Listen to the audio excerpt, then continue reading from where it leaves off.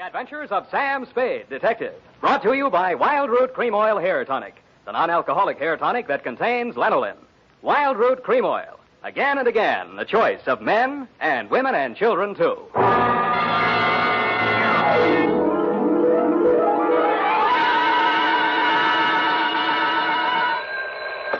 Sam Spade Detective Agency? Me, sweetheart. Oh, Sam, I'm so glad you called.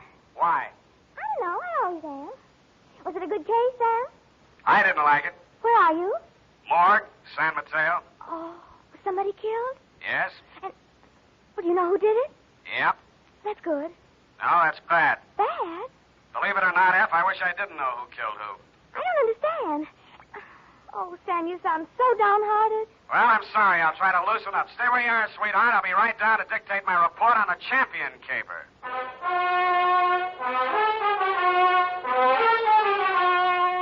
Dashiell Hammett, America's leading detective fiction writer and creator of Sam Spade, the hard-boiled private eye, and William Spear, radio's outstanding producer-director of mystery and crime drama, join their talents to make your hair stand on end with the adventures of Sam Spade.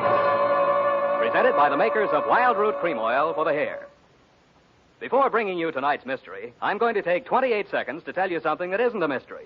It's no mystery why so many millions of men, women, and children have well-groomed hair these days when America's favorite hair tonic, Wild Root Cream Oil, costs so little. Just 25 cents will buy you a get-acquainted bottle and show you how neatly and naturally Wild Root Cream Oil grooms your hair, how it relieves annoying dryness and removes loose, ugly dandruff. Get Wild Root Cream Oil Hair Tonic. Again and again, the choice of men and women and children, too. And now, with Howard Duff starring as Spade, Wild Root brings to the air the greatest private detective of them all in the adventures of Sam Spade.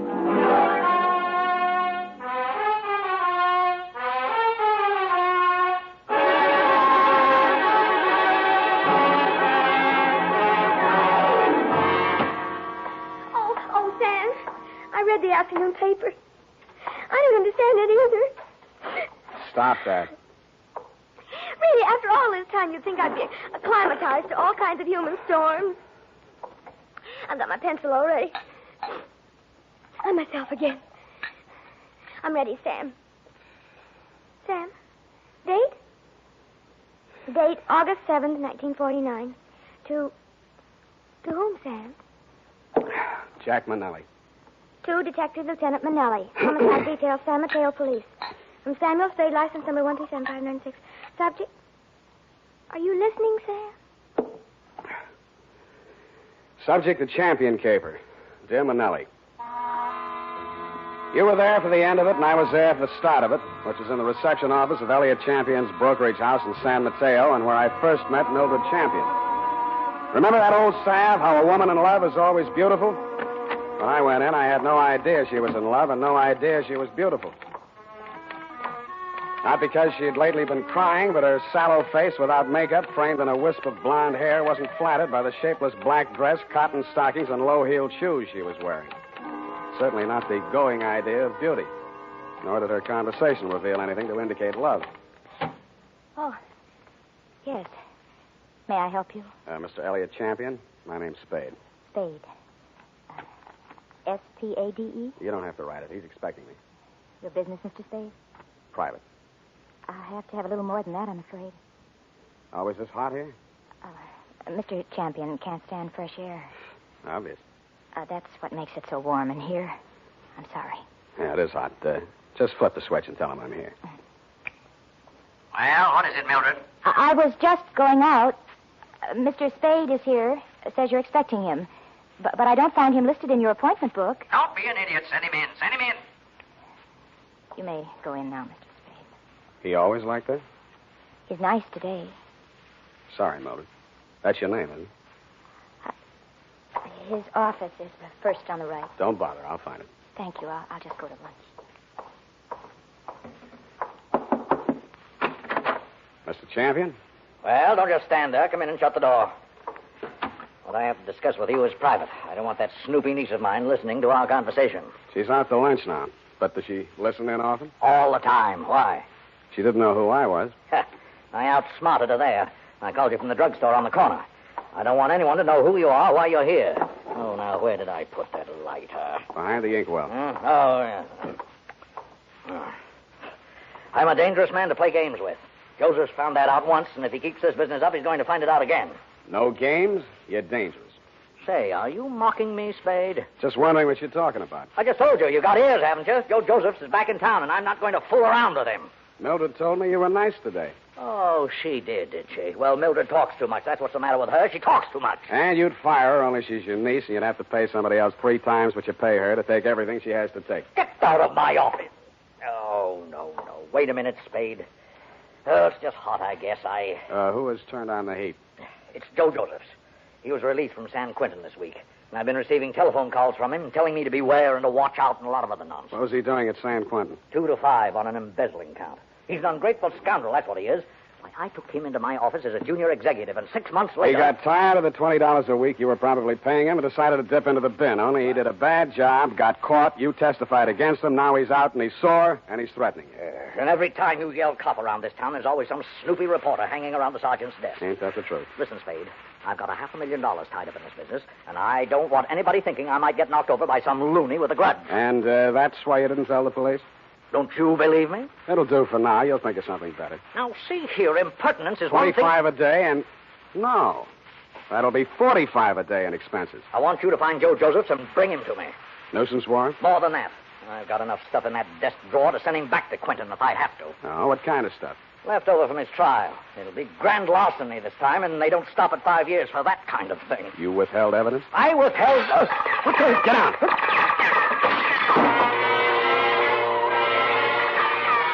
My back was only 8 feet from the window, and it came through from the other building across the court. The silencer either ruined the marksman's aim, or he was just a bad shot, because out of 6 tries, he didn't connect with a thing but the desk lamp and a wastebasket. By that time, Champion and I were both on the floor, Champion on top of me. I kicked out to get loose, and he kicked me back. I gave that up and twisted around for my gun. Across the court, a window was open about 6 inches, one corner of which was full of a dark-sleeved hand and a gun arm. I fired at it from what is known as number 6 position. It's him! It's him! Get him, Spade! Get him, Spade! What do you think I hired you for? I didn't bother to answer him. I went through the window, onto the fire escape, and over to the next building. I did more. I went in that building, which was apparently vacant, down the stairs, and started out the back entrance. Hey, Oh, I'm sorry. Curly, watch it, will you? What's the big hurry? Hey, he came out of this building. Which way did he go? Who came out of what building? This building, right here, just a second ago. Here? Yes. Who? Him. Who? The guy who just ran down What'd these he look stairs. like? Well, he... Oh, what'd he look like? I say, what'd he look like? Huh? Who? What? Where? Thanks. Don't mention it, Curly, anytime. I couldn't tell her what he looked like because I hadn't seen him. After a careful search of the building, which revealed nothing, I decided my suspect had eluded me for good, and I returned to the office of Elliot Champion. He was sitting on his green leather chair, wearing an expression to match. Missed him, huh, Spade? What does Josephs look like? Oh, I've got a couple of snapshots here somewhere. Oh, yes, here. Let's have a look. I was later to regret having those snapshots in my person. They showed a tall, thin-faced, haunted-looking guy, an old-looking 28, good face, shock of black hair, and dark eyes. I've seen plenty of cons, embezzler type, and he wouldn't have been cast in a part in my movie. There was nothing about him to indicate that he'd embezzled $2,000 or use a silencer on a gun. I dug 238 slugs out of Champion's wall and went down to the street. Spade! Oh, Spade! He was a heavy-set man in a dirty white Panama hat and seersucker suit that didn't fit him around the middle. Hey, just a minute, Spade, just a minute. He crawled out of a black sedan, jammed a cigar in his mouth, and began sweating. He needed a shave. He'd always need a shave. Hot afternoon, ain't it? Yes, sir, sure is hot. Sure is a hot afternoon. Here's my card. Lemuel Drigger, Confidential Investigations. Guess I should ought to have some new ones printed up, huh? I guess you should order, Lem, and change the name while you're at it. Huh? Didn't the commissioner bounce you 9 years ago for rolling a pack before you did the booking? Oh, let bygones be bygones, Spade. I'm in business for myself now. How's business, Lem? Punk. Try another racket, Lem. Spade, you been in to see old man Champion, maybe? Maybe. I was just going to go in to see him myself when I spot you pull up. I recognize you from the pictures in the paper last week. I figure maybe you and me ought to talk. What did you figure you and me maybe ought to talk about, Lem? Oh, you make it tough for a guy, Spade. We're in the same business, you know. What'd you go see him about? So long, Lem. Hey, wait a minute. I'm an old gumboot, huh? A fat old gumboot who couldn't get a trick as a housekeeper or tailing a punk. Is that it?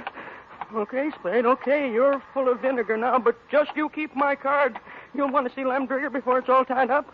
You don't want to see me? Screw Lem. But he was right.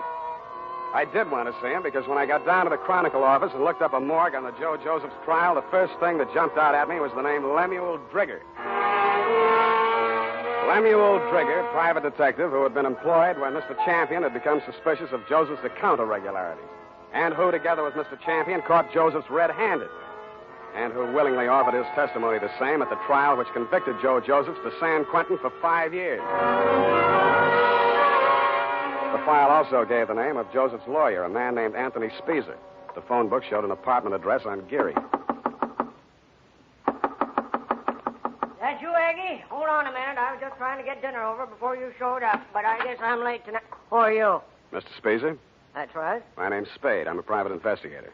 I'm trying to locate a former client of yours, a man named Josephs. Come in, come in. I was expecting Aggie, but come in. Thanks.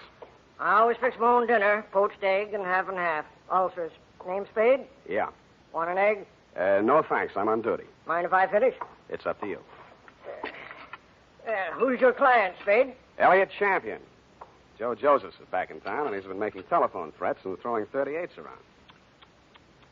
38, huh? Mm-hmm. You know where he is? Joe was a nice kid, but a calendar job. Born with one war going on, a depression on deck, and another war in the hole. Makes a difference. The calendar got him.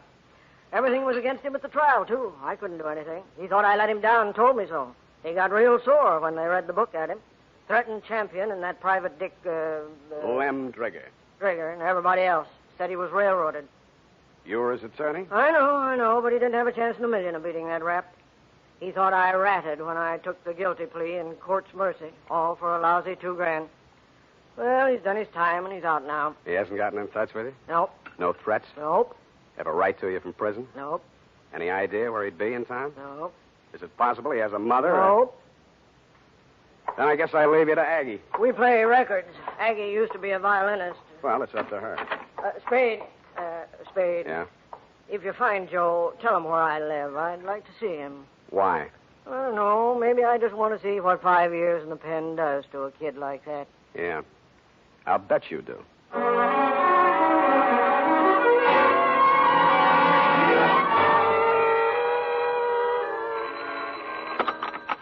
Yeah? Is this you, Mr. Spade? Who's this? This is Mildred Champion. Remember me in my uncle's office? I remember. Mr. Spade, you're looking for Joe, aren't you? Well, I know you are. You don't have to answer me. I think I can help you find him. I must talk to you right away before something terrible happens. Please come out to the house before something terrible happens. It's right in the corner. I got out to the house as fast as I could, but not before something terrible had happened. Spade. The front door was open and all the lights were on, and Elliot Champion was lying at the foot of the stairs in the front hall, holding his lapel as if it would get away from him. Spade, don't touch me. Don't try to move me. It's in my lungs somewhere, and I never thought.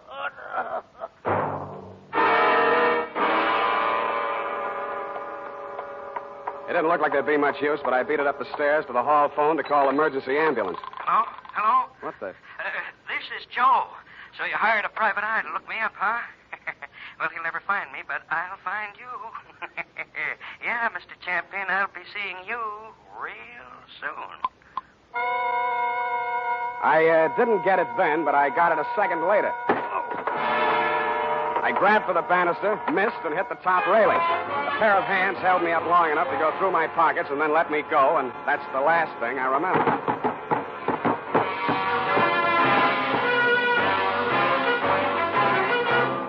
The makers of Wild Root Cream Oil are presenting the weekly Sunday adventure of Dashiell Hammett's famous private detective, Sam Spade.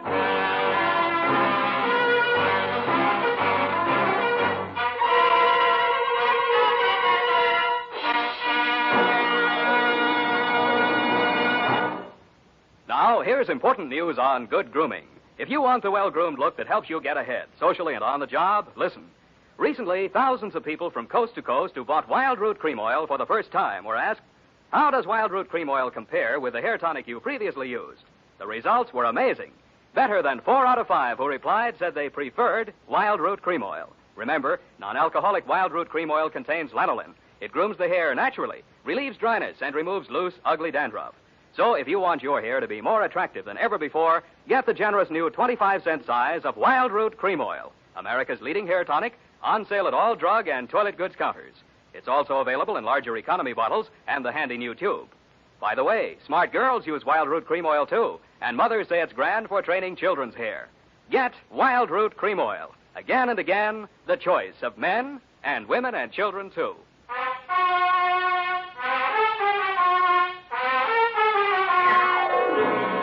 And now, back to the champion caper. Tonight's adventure with Sam Spade.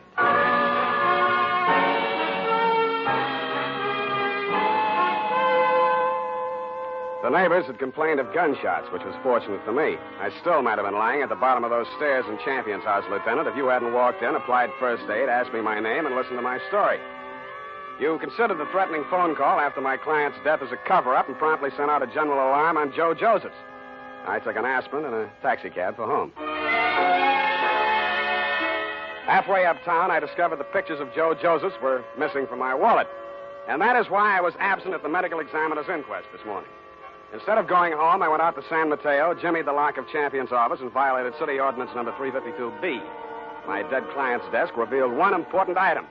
An income tax voucher dated August 17, 1944, noting him delinquent. Then I found another important item, same for 1943. His secretary's desk was even more interesting. What I found there led me to, 1, call her home. Result, no answer. And 2, to revisit Attorney Speezer. I found him poaching another egg. All right, I'm here. It's late, Aggie. What's the idea? Unless it's Beethoven, I don't... Oh, Spade. Aggie ever show? Yeah, left early. Has to work tomorrow. Oh, it's too bad. What's with you? Still looking for Joe? Yep. Any leads? Wish I could help you, Spade. Elliot Champion was shot and killed in his home tonight. No. Is that all you have to say? Joe do it? Maybe. Well, You don't seem scared for a mouthpiece Joe didn't like. if you mean should I be next, no. I'm not scared, Spade. The kid should realize by this time I liked him and did all I could. You've been here all evening? Aggie? Could you prove it? Yep. You may have to. Did you know Mildred Champion was married to Joe Josephs? Yeah. How'd you know? It's a secret. I found this marriage license in her desk drawer. Nosy, huh? I found something else. Champion didn't pay his income taxes all the time. A lot of people are like that, Spade. Me, Lem Drigger testified against Joe at the trial, so did Champion. Mildred worked in the office, but she didn't testify. Wife can't testify against husband. Real good story, Spade. But what about Joe? Champion had something on Lem Drigger, and Drigger had something on Champion. Joe's in between. You tell me, huh? Huh? All right, I'll tell you. It's all about a green kid hired into a brokerage firm to be framed on a phony embezzling charge to cover up a tax delinquency. You want to finish it? I can't. I don't know it. You've got ideas, though. Yeah, Spade, you're right. I've got ideas. And all of them make me sick inside. That kid stood there and told me he was innocent. He said it 1,000,000 times if he said it once. And he told me he thought Champion was short with the income tax people. And if Champion was short, he could phony up a book and get a worn-out private detective like Drigger to testify that there'd been a fraud, and Joe takes the rap. If that's what happened, they did it pretty good. Did you mention anything like this at the trial? Surmise is not admissible, and there was no way to investigate it and no way to prove it. Joe was a nice kid, Spade, and he told a good story. I've been fooled a lot of times. And what do you think? I haven't met him yet. All right, he's done his 5 years. He came out, and now they want him for killing the man who sent him up. His whole life's gone. And for what? Spade, I hope you don't find him. I hope nobody ever finds him. But we did find Joe Josephs, Lieutenant. He was right under our noses all the time. When I called you, you told me to come on down to the morgue of the county hospital. We both stood and looked at Joe Josephs. It's a funny thing, Sam.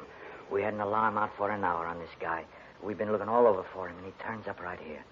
Only he's dead. He's been dead since last night about 7. 7? Same time Champion was killed. TB. Just got the whole story. Had it awful bad in prison, on the sick ward his last 2 years. Mm-hmm. Wanted out awful bad. When his time was up last week, he made him release him. But he wound up here, died in the hospital. He looks awful young to be a con and all. I don't know, Sam, he's just a kid, isn't he? Up until then, you had some kind of case against Joe Josephs. But when the medical examiner reported that my client had been shot with a .32, the rest of it began to fall into place. Lem Drigger's office was a dirty room over a shoe repair shop on Mission Street. The glass in the door hadn't been washed in 5 years, and neither had anything else. You could hardly tell where the office left off and Lem began. Oh, hello, Spade. I've been waiting for you. I thought you'd get over for some talk. What made you think that, Lem? Well, you're here, ain't you? All right, let's make talk. Did the silencer ruin your gun? Huh? Come on. I want it all. Hey, You phoned tonight after Champion was killed. You've been phoning him right along saying it was Joe. No, just a minute, Spade. We're in the same And racket. you shot at him with a silencer on your 38 this afternoon to make it look real good. You can't prove anything. I didn't kill him. One slug out of your gun will match that up. Every cop carries a 38. You were a cop once. Now, Spade, you got this all You wrong. threatened him because you thought he'd called you in for protection. He called you in once on another job. Listen, I know what you're thinking, And but business was so bad you had to drum it up, didn't you? Joseph was released from prison and it was a natural, only it didn't work. Champion called me instead, and you tried to shake me down. Well, I only thought we could kind of work together. Make it a good thing. I told you once you should try another racket. But you didn't take my advice. Now you're going to have to. What do you mean? Because your license will be revoked pretty quick. You got into a lot of trouble about 2 minutes from now. I did? I was right here. What are you trying to... I swore out a complaint on you for assault and battery. Hey, wait a minute. I ain't done nothing to you. Champion's dead, and Yes, I tell you that... did, Lem. You tried to strike me, and I had to defend myself.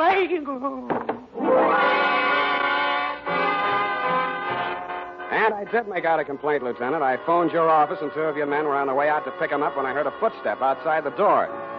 I knew who was there and what she was there for, and I did the only thing I could think of at the moment. And it was lucky I did it. Her own 32 was in her hand when she came in the door. She looked at me, and Lem's smoking gun in my hand, looked at him, stretched out on the floor, then she looked back at me, and the gun fell from her hand, and she began to cry. Hello, Mildred. I wanted to do it. I came here to do it. I know. Why? Why did you? To stop you. Why? My bullets went into the ceiling. He's just knocked out. No, he ought to be dead. Dead. No. Not anymore, Mildred. You tricked me. You knew I was coming here. And you know he should die. You know it. That won't bring Joe back. How many real tramps have you met in your life, Mr. Spade? Lots. And some who just thought they were. Well, you met the genuine product yesterday. My uncle, for example. He stole money from himself and made it look like Joe did it. I know about that. And this one? Why didn't you let me kill him, too? Why? Easy. When I went over to see him in the hospital the first time, I knew he was dying. He had that look in his eyes, helpless. And he knew what they'd done to him, and he couldn't do anything about it. But you figured that you could. So you killed your uncle when you found out Joe died, and you came here to kill Lem. They killed him. They killed Joe, and they sent him to prison. 5 years I waited for him to get out of that awful place. I waited to hold him in my arms and tell him it was all over. 5 years I waited to help him forget his hate, my hate. 5 years I loved him so much every day. Oh, easy. And then he came back to me the way he did. Those pictures were all I had left of him after 5 years of waiting, loving him. Now he's dead. What can you or I or anybody do about what they've done to him? Look at me, Mr. Spade. Go ahead, look at me. I'm not what you'd call beautiful. I'm not even very pretty. Nobody would ever look at me twice. Well, Joe looked at me. And he loved me. Now he's dead. And I'm dead inside. I'm dead inside, and I'll be glad when I'm dead outside.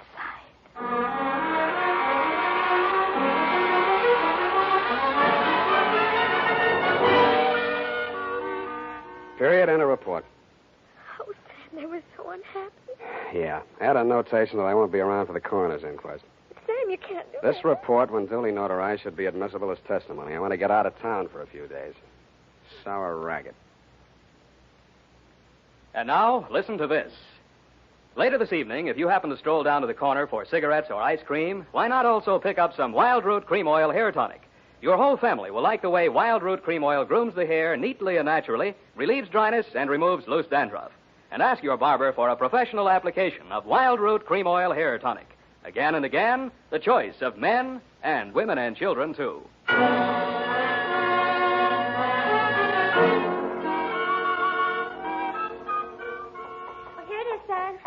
Didn't make any mistakes. course you did. Are you really serious about getting out of town for a few days? I am? The world's too much with you, huh, Sam? Effie. I know it's poetry, Sam, but it seems kind of appropriate right now. I don't care if she did kill those two men. I feel sorry for her. What's that got to do with poetry? What kind of poetic justice? Oh. Why did she dress the way she did in that black dress and low heels? A form of penance, I guess. Of mourning, of absence of her missing lover. Lover? Yeah, no. Look, you'll have to type it all over if you keep that up. But, Sam, it's all so beautiful and tragic. Yeah. And you watched it all happen with such understanding. I'm so proud of you. Oh, Sam. Come on now, come on. Dry up and go home. Good night, Sam. Good night, sweetheart.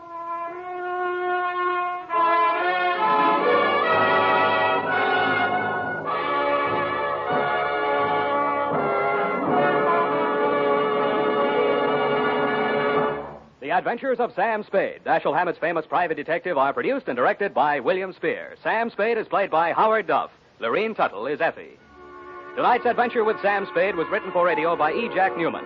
Music was directed by Lud Gluskin, with score composed by Renee and Pierre Garrigang. Join us again next Sunday when author Dashiell Hammett and producer William Spear join forces for another adventure with Sam Spade. Brought to you by Wild Root Cream Oil. Again and again, the choice of men and women and children, too. This is Dick Joy reminding you to Get Wild Root Cream Oil, Charlie. It keeps your hair in trim. You see, it's non-alcoholic, Charlie. It's made with soothing lanolin. You better get Wild Root Cream Oil, Charlie. Start using it today. You'll find that you will have a tough time, Charlie, keeping all the gals away. Hiya, Charlie. Get Wild Root right away. This is CBS, the Columbia Broadcasting System.